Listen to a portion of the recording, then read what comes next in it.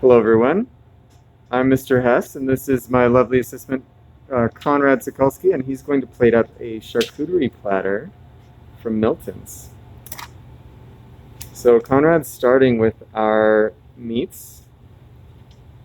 So this is a French fermented sausage. This one we didn't make, but it's a saucisson sec, or a dry cured sausage.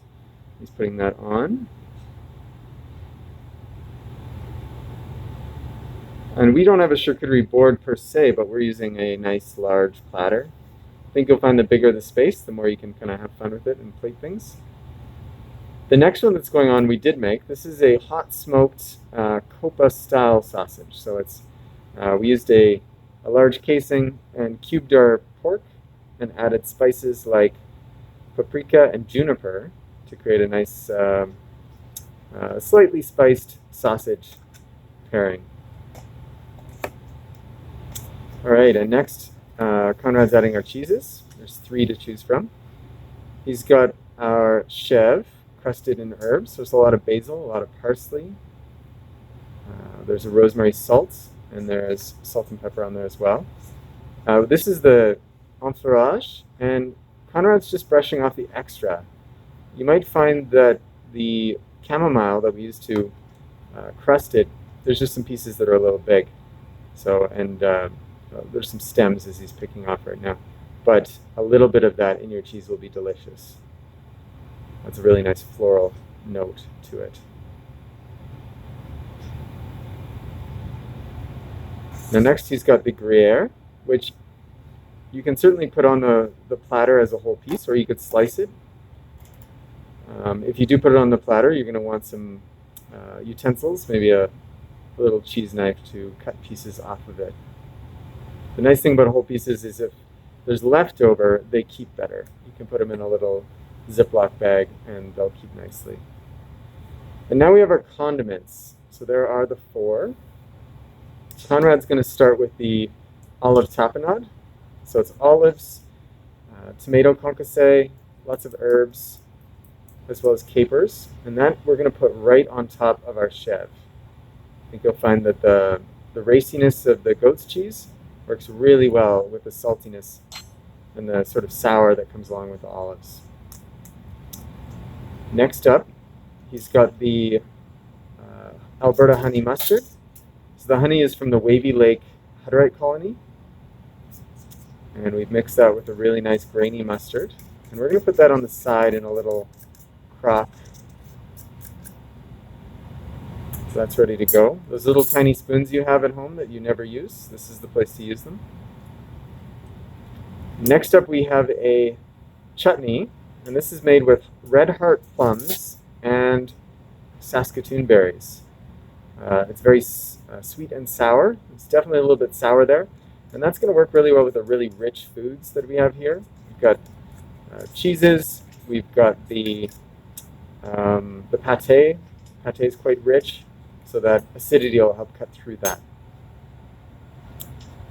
Next, Conrad's got the, this is the sea buckthorn berry jam. Now, sea buckthorn berry is a shrubby tree. They look a little scrubby. They're kind of sagey in color, sagey green, but they produce these bright orange and red berries, and they have this wonderful floral character to them. So he's going to take that jam and he's going to put it on the wonton spoon. We just needed something that people could dip with. There's probably more than you're going to use on this platter. So if you like it, you can save it. It pairs really well with things like brie.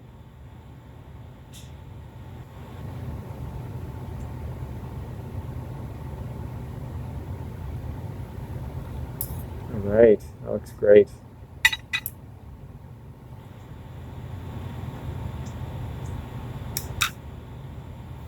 These are pickled vegetables. Again, we got lots of rich food on the plate, so some pickles will go really well. We've got carrots and beans, and the beans are out of our school garden here, and we pickled them in the fall.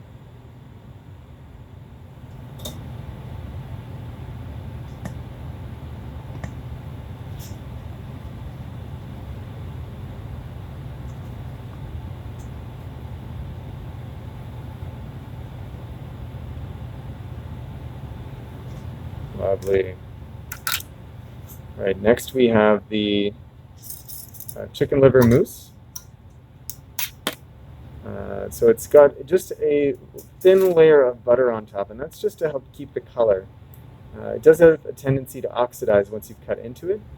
And it may be a little firm as you pull it out of the fridge, but as it sits out at room temperature for a little while, you'll find it softens up really nicely. Now our last components we're going to put on the tray. We've got some really nice bread baked today by one of our students. This is a rye sourdough.